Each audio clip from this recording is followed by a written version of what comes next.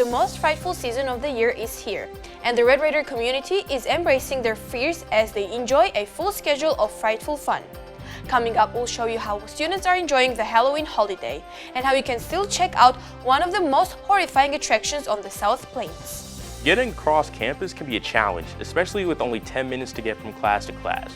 But for bikers, the commute can be much quicker, but not always as safe as other alternatives. MCTV's Jackson Greener has details on some campus resources to help keep your two-wheeled transportation in top shape. And if you tuned into the Texas Tech football game this past weekend, you may have ended in a bad mood. Luckily, one other Red Raider team stepped up for Texas Tech athletics and finished out with one of their best weekends of the year. MCTV's Allie Scott will have a look at all the highlights in sports. This is the MCTV Weekday Update. Welcome to the Monday edition of the MCTV Weekday Update. I'm Elene Khajishvili.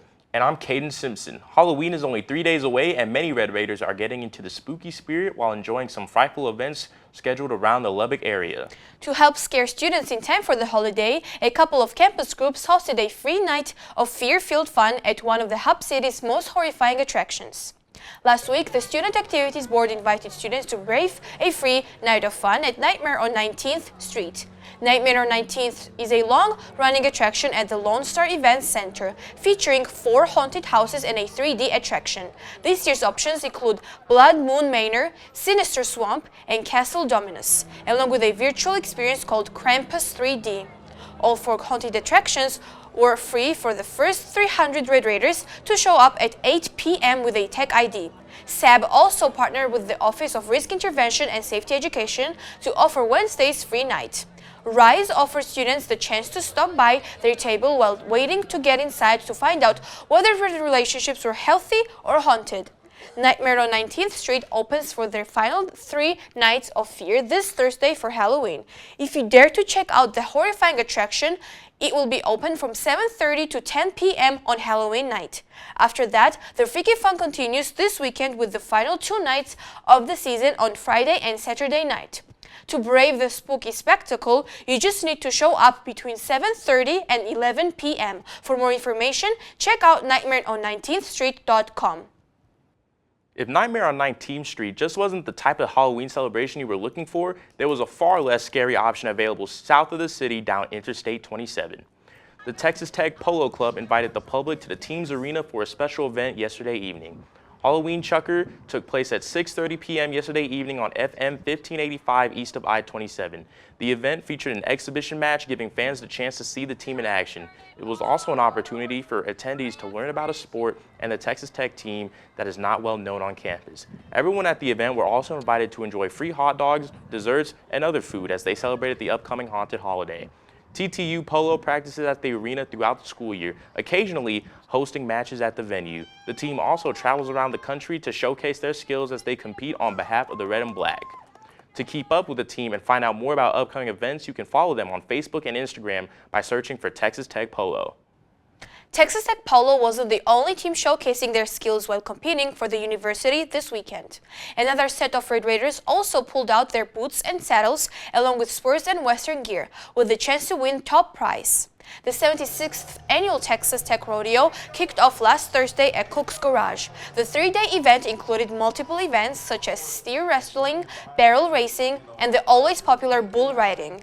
Dozens of competitors showed up at the event from universities and colleges across Texas and eastern New Mexico. The top finishers in each competition received a cash payout along with a belt buckle acting as a trophy to memorialize their accomplishment. This is the 4th year that Cook's Garage has hosted the Texas Tech Rodeo. Since the rodeo has been at Cook's, the TTU Rodeo has been considered the largest collegiate rodeo in the United States. This year's event was also sponsored by Behind the Chutes, an organization that supports the Texas Tech Rodeo team. The group is made up of supporters of the team, including former rodeo coach Jared Hofstetter, who was fired by the university earlier this fall. Fans attending this weekend's outdoor event might have had to grab a jacket as another cold front dropped temperatures on Friday and Saturday. But by yesterday, those cooler conditions were gone and temperatures rebounded, making it feel like summer never left. Does that mean that a hot Halloween is also on the way? Chief Weather Specialist Elisabeth Herring joins us with a look at what you can expect for the spookiest day of the year in today's MCTV forecast. Elisabeth?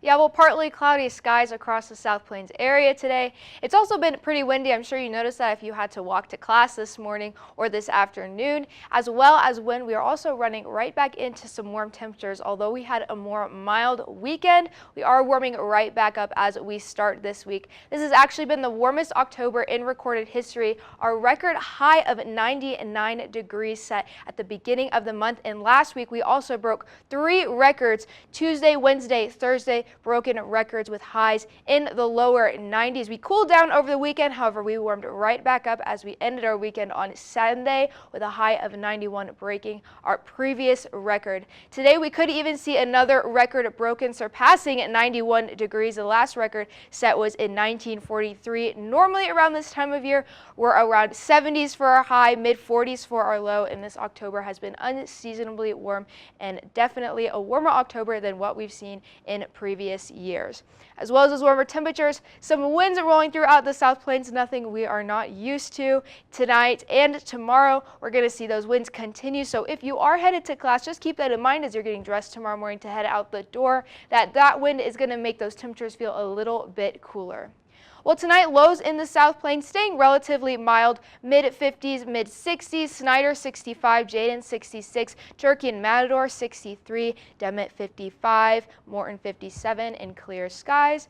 As we head into tomorrow, warming up, but we are going to cool down slightly from today, but still staying in those 80-degree temperatures, so about 10 degrees from our normal temperatures this time of year. Snyder 84, Spur 85, Turkey 85 as well, Demet 84, Plainview 81, and partly cloudy skies. Tonight, here locally in Lubbock, low of 61. Tomorrow, cooling down slightly from today, but still pretty warm with a high of 85. Average wind speeds around 22 miles per hour. As we look into our 3-day cooling down slightly on Wednesday with a high of 81. Cool front moving in, causing temperatures to drop on Thursday with a high of 72s. Low going back into the 40s. And that's going to continue as we head into our weekend. Highs of 70 Friday, Saturday, and Sunday. We could potentially even see highs of upper 60s on Monday. Over the weekend, lows in the 50s and also some possible rain chances. Well, Thursday is Halloween, and it looks like it's going to be a very pleasant evening. Currently forecasting mostly clear skies and a temperature around 68 around sunset. So if you do have any outdoor plans, it looks like it's going to be a lovely evening. I'm Elizabeth, and it's back to y'all. Thanks, Elizabeth. October's warmer temperatures may not feel much like fall, but they have made the commute to classes more bearable for those choosing other options than the bus. And if you rely on a two-wheeled form of transportation to get from class to class, one campus department works throughout the school year to make sure you get there safely. MCTV's Jackson Greener stopped by an event outside the sub last week to find out more. Unfortunately, we're the best kept secret on campus, and we absolutely hate that. We wish more people knew about us. Chris Jones, the assistant director with the Outdoor Pursuit Center, was one of several group representatives at the annual Fall Bike Clinic. The clinic took place at the Red Raider Plaza gazebo on Monday. Jones was working to help students keep their bikes in top shape this semester. A happy bike is a bike that's ridden often, stored out of the elements, and has regular preventive maintenance on it. So that's lubricating chains, checking your brakes, going ahead and just readjusting your shifting. Because what's going to save you time and money and make your bike run better is small services frequently instead of big services every other year. The Outdoor Pursuit Center is located just outside the rec center main entrance. The OPC offers various options for students to spend time outside. Be it camping, canoeing, or off-road biking, Jones encourages riders to stop by and check out their services. At the on-campus bike shop, there's the DIY bike shop. So we've got an area in there where we provide tools and parts for a small fee where students can fix their own bikes. So we're seeing more people are coming in to bring their bikes to us for us to fix at the Outdoor Pursuit Center, but many more people are bringing the bikes into the DIY bike shop and fixing their own bikes and learning those skills themselves.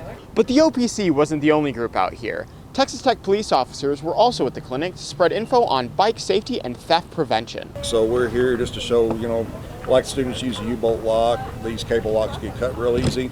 A lot of cases we'll try to encourage them to use both. You know, that way we have both devices on a bike. It's going to keep your bike locked up safe the best that it can be.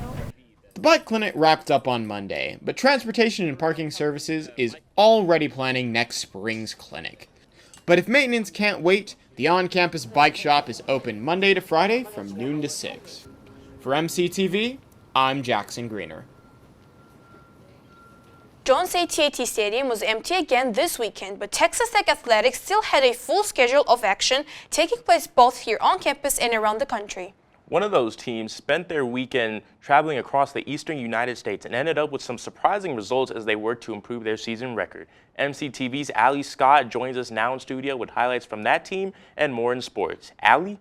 Thank you, Caden and Elene. The Texas Tech women's volleyball team stepped up this week when the taste of victory collided with the sting of defeat. Red Raider volleyball showcased their talent on the road while the soccer and football teams struggled against tough opponents. Starting with Texas Tech football, the team traveled to Fort Worth to face off against the TCU Horned Frogs, but unfortunately fell short in a nail-biting finish, losing 34-35. Highlights from the game included when the Red Raiders pulled off a fake kick when the holder flipped the ball over his head to Reese Burkhardt, who ran it in for a 4-yard touchdown. Then TCU quarterback Josh Hoover had a pass intercepted by defensive back CJ Baskerville on a 2nd down, and another pass intercepted by defensive back Chapman Lewis on a 3rd down. At halftime, quarterback Baron Morton was seen walking off the field with no pads and never came back into the game due to a shoulder injury. Before leaving, he threw for 137 yards with no interceptions. However, freshman Will Hammond stepped up, demonstrating his readiness as he threw 122 yards and scored a 4-yard rushing touchdown. During the 3rd quarter, the Red Raiders had a 31-14 lead, but the momentum soon shifted when the Horned Frogs stepped up and took over the lead, leading to the Big 12 defeat of the Red Raiders. Texas Tech now stands at number 6 in the Big 12 with a conference record of 3-2. The Red Raiders are gearing up for their next challenge as they prepare to face the Iowa State Cyclones on Saturday at 2:30 p.m. in Ames. Texas Tech soccer experienced a tough loss against the BYU Cougars on Friday night as the Red Raiders fell 1-2. This defeat marked their first Big 12 loss since a matchup with the Texas Longhorns on September 25, 2022. This game would have given the Tech the number 1 seed in the Big 12 championships. Both teams had several scoring opportunities, but the Red Raiders broke out first during the 41st minute when Macy Blackburn's free kick set up Taylor Zerzetski's goal. However, BYU's Mackenzie Vance found the back of the net, scoring the Cougars' first goal. As the match continued, it seemed as if the game could end in a draw. But in the final minute of play, a foul on the Red Raiders defender, Peyton Annan, gave Avery Frischneck the chance for a goal that gave BYU the lead and ultimately the win. With the Red Raiders now holding the number 2 seed in the Big 12 standings, they are set to compete in the Big 12 championships at CPKC Stadium in Kansas City. They will face the winner of Wednesday's first-round matchup between 7th seed Arizona and 10th seed Baylor. On a positive note, the Red Raider volleyball team achieved 2 impressive road victories, propelling them to number 10 in the Big 12 standings, with an 11-10 overall record. Standout players included Bryn Williams, who recorded her 2nd double-double of the season in Thursday's matchup against the Cincinnati Bearcats, tallying 13 kills and 13 digs. Mia Wesley also made a significant contribution with 16 kills and 9 digs. Freshman Lola Davila shone brightly, achieving her first double-digit career game with 11 points. In their matchup against the West Virginia Mountaineers on Saturday, Bryn Williams recorded her 2nd consecutive double-double, leading the Red Raiders to victory in the first 2 sets. However, the Mountaineers battled back, claiming victory in the next 2 sets. Ultimately, the Red Raiders secured their win by clinching the 15 necessary points in the decisive set. Williams finished with 12 kills and 12 digs, while Mia Wesley added 8 kills and a team high of 17 digs. Libero Maddie Carrera also made a significant impact from the back line with 6 digs and 2 aces. The Red Raiders are back at the United Supermarkets Arena this Wednesday to take on the number 1 team in the Big 12, the University of Kansas. That's all for Texas Tech Sports. Now back to Caden and Elene. Thanks, Allie. Halloween is coming up in just a few days, but right after that, many people across the Americas will celebrate another holiday focusing on the supernatural. Here on campus, the celebration began a few weeks earlier than normal. MCTV's Haley Renteria stopped by a facility on the northwest corner of campus to find out about the holiday and join in on the festivities. Last Sunday, the Museum of Texas Tech hosted their annual Dia de los Muertos celebration in the Helen Divot Jones Sculpture Court. Attendees were invited to observe the holiday by creating special crafts, enjoy traditional cuisine, and entertainment. Dr. Jill Hoffman, curator of education at the museum, says that this event is the product of hours of preparation by the museum staff. It takes a lot of planning, months in advance of preparation. We have to order a lot of supplies. Depending on the activity, it takes a lot of preparation. We rely on our graduate students to help us prepare. Dia de los Muertos, or Day of the Dead, is a traditional holiday in Latin American countries in the beginning of November, but the museum hosted their celebration early, giving guests a chance to remember their loved ones during the free event. And the message of Day of the Dead, if people don't know, is that death is strong, but love is stronger, and it cannot extinguish our love and our memories for those who have passed away.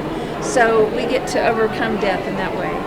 This family-friendly event includes making special Mexican crafts and enjoying live music from Mariachi Los Matadores and ballet by Folklorico Fiesta Bonita.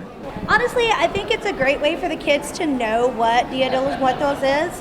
I honestly think that it's a good family event, especially coming from a Mexican heritage. You want to have your kids know what that is, and it was a really good experience for both the children and myself. Rebecca Torres is a member of the Lubbock High's ballet Folklorico de Oro. Her group performed on stage and entertained guests at the museum.